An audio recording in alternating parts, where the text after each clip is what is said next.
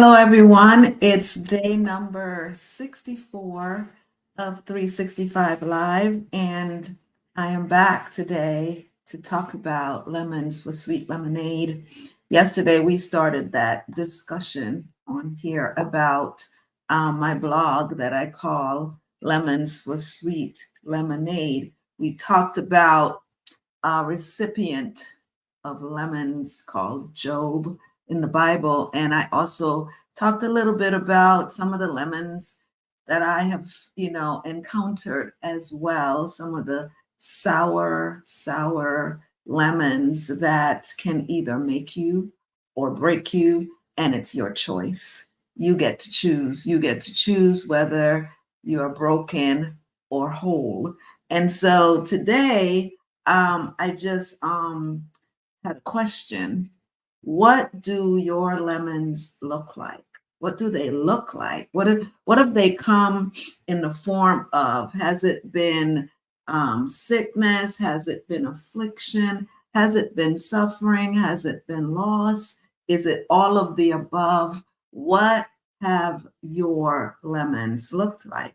Yesterday we talked about our friend Job and how he lost everything based on the fact that God said to Satan, "Have you considered my servant Job?"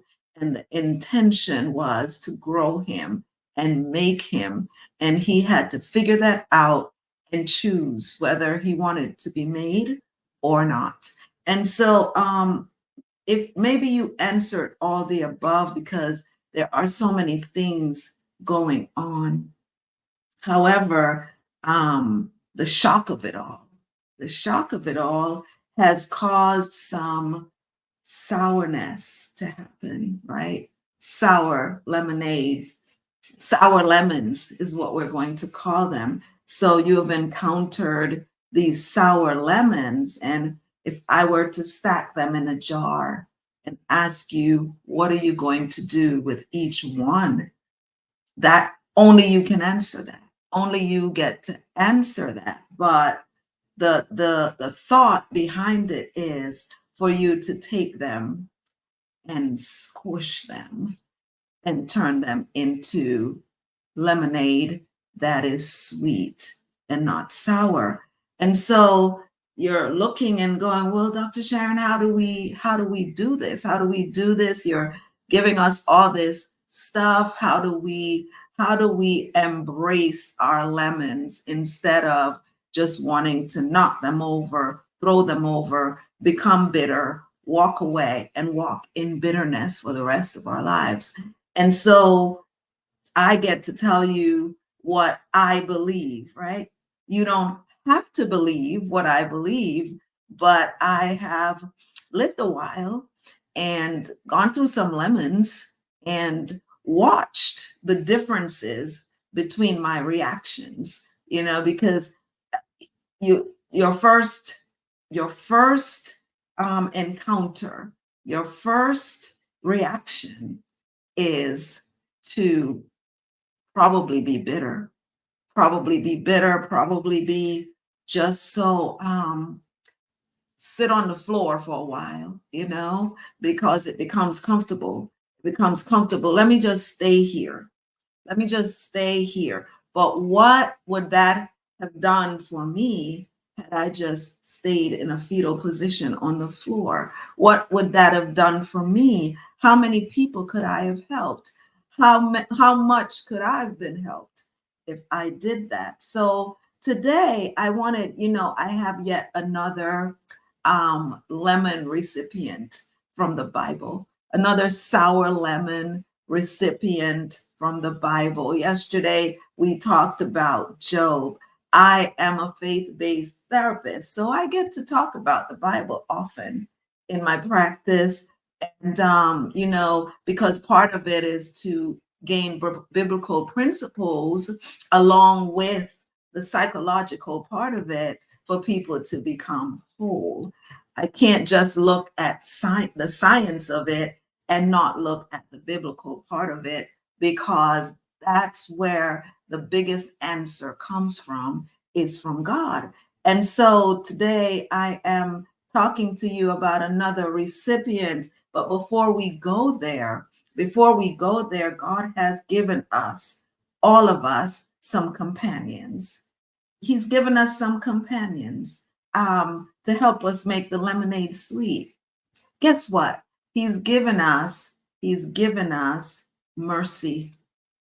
He's given us grace, He's given us these companions because he's the lover of our souls, right? So he's given us these companions to get us through the journey, to get us to where he wants us to be. And he even takes our mess up. He can weave our mess up back into the plan for our lives. I am a living, breathing example of him taking mess up and weaving it into the plan for my life. And so in Psalm 46 in the Bible, verse 10, it says, "Be still and know that I am God." That's one of those scriptures you just want to look at and flip the page, especially when you're going through all kinds of lemons, all kinds of sourness, all kinds of craziness. How in the world am I supposed to be still? I'm here to tell you today that stillness actually works. It actually works. It actually works. And so we allow, however, those sour lemons to inflict such severe blows into us, into our taste buds, into our life, that it causes us to flinch in despair. And instead of sweet lemonades, we get sour lemonades. Well, today I want to talk about one of my favorite girls in the Bible. I have a lot of them, that I go to every now and then as my mentors, my biblical mentors that I've never met. And one of them is called Naomi.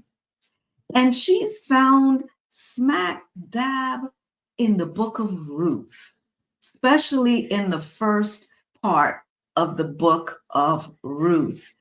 Sometimes I would read the book of Ruth and I said, man, Naomi needs a book of her own. But God, in his intricate plan and purpose for Naomi's life, put her smack dab in the beginning of the book of Ruth. And for the first 5 verses, read it on your own. For the first 5 verses, we hear this queen. We watch this queen. First of all, she was married, right? And her husband says, during a famine, it looked pretty bad out there in Bethlehem. Let's get out of here. Let's move. Let's move to another place. Let's go somewhere where there's no famine, where all is well, and settle there with our family. And so she listened to that, and they went. They went on their way and ended up in Moab. Moab happens to be a place that is not it's like walking away from believing in God to not, right? So they did that. They made that move.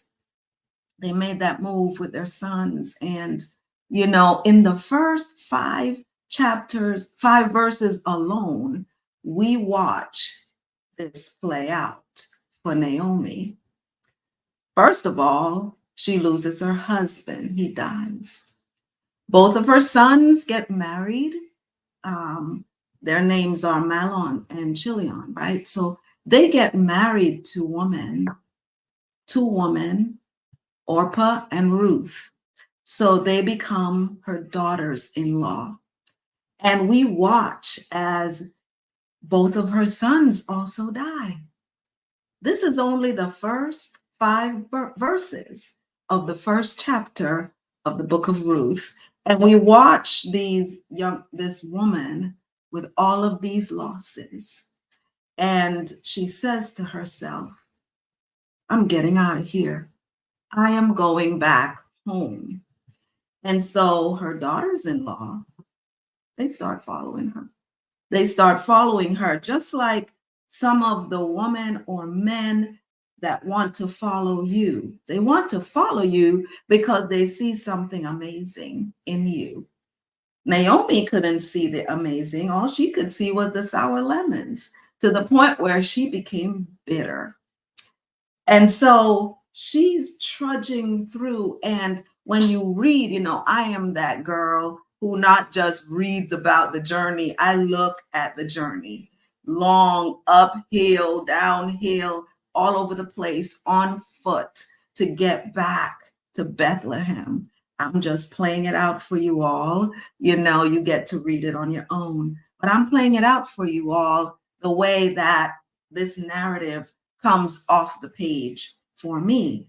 And so she receives all these sour lemons. I've lost my entire family in one shot, in one place, in a place that I'm not even familiar with.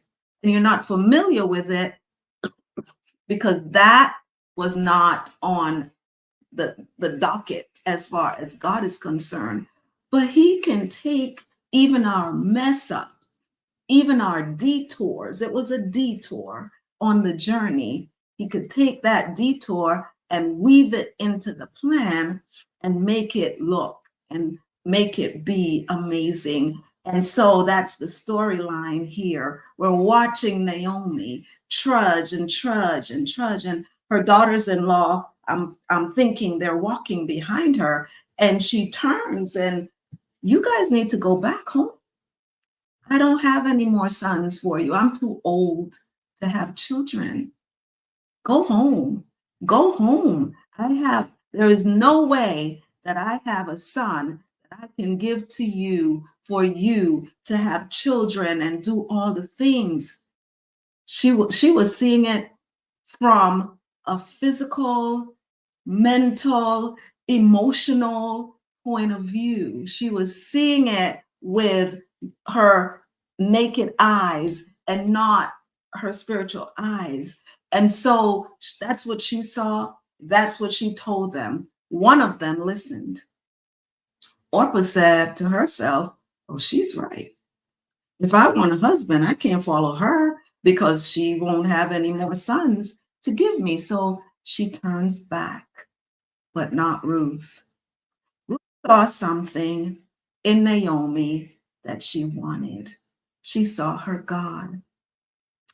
Even when Naomi wasn't seeing her God, Ruth saw her God, because I'm thinking she's wondering, how is this woman still standing? How is she trudging her way back to where she came from after losing her entire family? How is this happening? And in the middle of the conversation, after Naomi says to Ruth, go back with her. Go back. I have nothing for you. And this is a clincher verse right here. Read it for yourself. She says, your people, I want your people to be my people.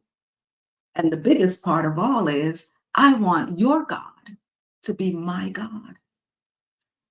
Wow. You have to say wow to all of that, because what Naomi saw as sour lemonades, this young lady saw strength. And where in the world is this strength coming from? I want to know where this strength is coming from. And so she makes her way back to Bethlehem with this woman. And I can only imagine their conversation on the way, as Naomi is trying to probably still talk her into going back. And Ruth is still stepping on her heels saying, no, ma'am, I want you to mentor me. I want you to be that woman. I want you to be that person that's going to get me to the next place. She wasn't even thinking, I don't think, about getting married and having children. She just wanted to know where Naomi came from. How did she get to Moab?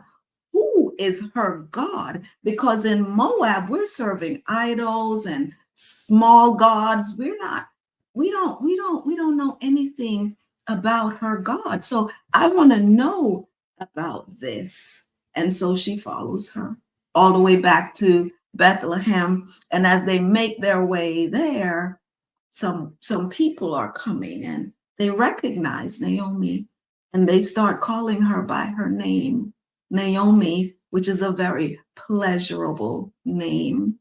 The name means pleasure and all that good thing, right? Naomi looks at them and she says, well, you could call me that, but I would prefer that you call me Mara.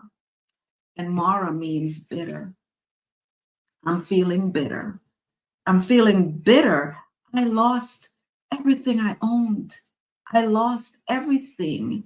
And now I'm making my way back with nothing. I have nothing. And she makes it back. And in part of the narrative, we see this woman change her mentality. She literally changed her mind. And she says to her daughter in law, well, if you're going to be here with me, we're going to need to eat. We're going to need to live. We're going to need to do some things. And you're a young woman. So I know a place.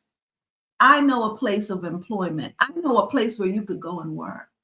I know a place. I know the person who owns that operation, and I need you to go and work. Just work alongside his workers, and whatever scraps they throw out, you pick it up. You pick up. It's like going to the thrift store or something. You pick up the scraps that they throw out and you bring it back to me, and we're going to live on that. And Ruth, in all of her obedience, she grabs the baton that is being passed by Naomi. She holds on to it because, at the end of the day, we have to win. We have to win if we're going to be trusting in God. We have to win. And she grabs hold, she goes into that field, and she starts working and working, sweating and sweating, working even harder than the workers that are actually working there. And then the owner of the property comes along. This is a very rich man. And he goes to his foreman. Who is that? She's working really hard. Who is that? Explain. The explanation comes. She is the daughter-in-law of Naomi, and she is gleaning in your field. He could have said, get her out of here. But that was not the response. The response was, let her work, and whatever she works for, give it to her so she could take it home. And the narrative continues through the book of Ruth. Read that book. It's a short book of the Bible to read, but it has so many nuggets for you to help you to get out of your funky, sour lemonade and into the sweetness of sweet lemonade. Because at the end of the day, Naomi eventually says to her daughter-in-law, go to Boaz, go into him, go and lay at the foot of his bed. Who says that? Who does that? Who actually listens to somebody telling them to do that? But she listened and she went. And eventually, at the end of the story, we see this woman marrying her kinsman redeemer. Kinsman redeemer is Boaz. Boaz is the epitome of God, our kinsman redeemer. And as we watch the narrative play out, we see this woman marrying the owner of the property. So now she also becomes the owner of the property. And not only that, She has a baby. She has a child. Her son is called Obed. And when you look through the lineage, Obed, the father of Jesse, David, all of it boils down to that young lady, a Moabite woman, becoming a part of the lineage of Jesus Christ. It was a setup. It was a setup. It was a perfect plan from the beginning. And even with the detours, those sour lemons end up becoming sweet lemonade for the recipient called Naomi. Who are you today? Are you a Naomi? Are you a Job? What is going on with you? And I can tell you this much: everything can become a part of the plan, a part of the program of God for you if you allow it to happen. And then at the end of it, you get to experience some sweet lemonade. Pick up your lemons. Pick up your lemons. Squash those lemons that have been given to you. Add the sweetener of love and mercy and grace, and you will see our God perform miracle after miracle to make you into who he wants you to be. And you will have sweet lemonades to pass on to the next generation that is coming behind you, following on your heels. So that's my second installment of Lemons for Sweet Lemonade. If you're listening out there and the road is feeling rough, the lemons have taken you over, what is my prescription? My prescription is to rise. Rise from it. You know, I am over here waiting for somebody to just ask me how. Rise from the situations, because the longer you stay in them, the more sour it becomes. So you get to rise from it. Climb whatever hill or mountain you have to climb to get back to the place where God wants you to be, so that he can make you over and turn you into the beauty for ashes that he desires for you to be. So yes, my people, this is what I have for you today. If you would like to book a call with me, I've put the link out there. If you want to know more about some of the things that I get to talk about, go to my speaker website. I've put it out there as well, drsharonarundel.com.